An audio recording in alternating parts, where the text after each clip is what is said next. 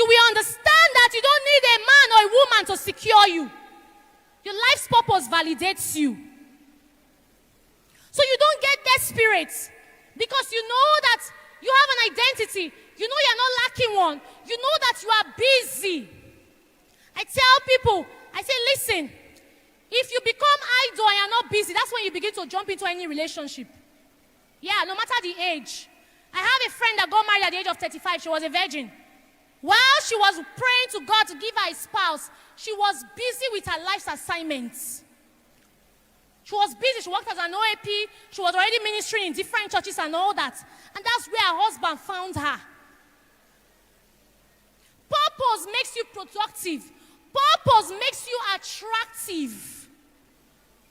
You don't need to hustle to be a sought after. See, attraction is not in the size of your boobs or how it looks like. It's not in your beauty. When you're working in life's purpose, in your life assignment, you're automatically attractive. You become a sought after woman, a sought after man. When I was single, a lot of people will go and meet my pastor and say they want me. I was not sure in my church.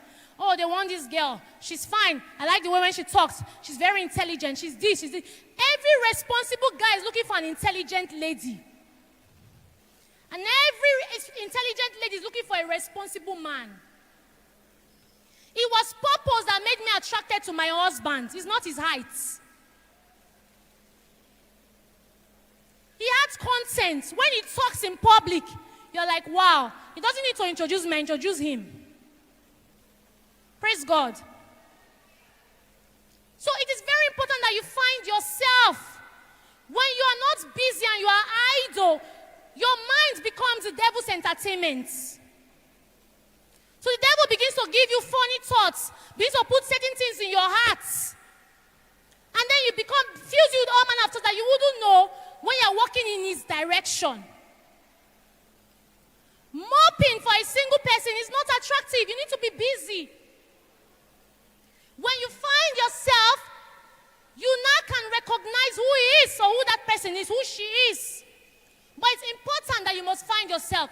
Number two, under finding yourself, you must discover your values. You must write down your values. You must live your values. Every person has what they live by. Your values are what you live by. Your values are your life regulator. I had my values while I was single, and I still have one. I still have them. I told myself that there will be no premarital sex. So I was not waiting on any man to define that for me. I had them as my values. I had it as my values. I had it as my life regulator. I did not wait on anybody. I was not waiting on any relationship to define that. You see people during counseling, somebody walk up to you and tell you, and you know what, he's asking for sex. I don't know what to do. Are you kidding me? There are questions you would not ask when you define values for yourself. Your values is what fences you. It's what fences you from life pressure. It's what fences you from parasites. It's what fences you from praise. They are your boundaries. If a house that is fenced and a house that is not properly fenced, which one attracts more thieves or more praise? Sorry?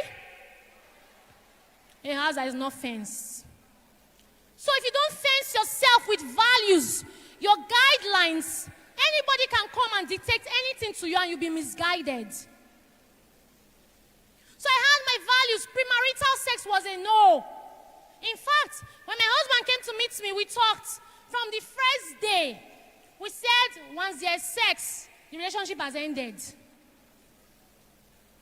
We knew where we were going to.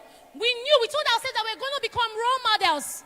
And then there was nothing like the Winlos. The Winlos started in marriage. When we got married, we're not having anything called the Winlos. We didn't even know whether we ever act together. But we just told ourselves that we're going to be role models. We told ourselves that one day when we're talking to people, we want to be able to tell them that this is what we did. This is what we agreed on. This was the life we lived. So we told ourselves no premarital sex. And we stuck by it. Was it easy? No. Were we vulnerable many times? Yes. But we had to stand by it because we needed to be role models to people. And we needed to live scriptures, not just talking scriptures.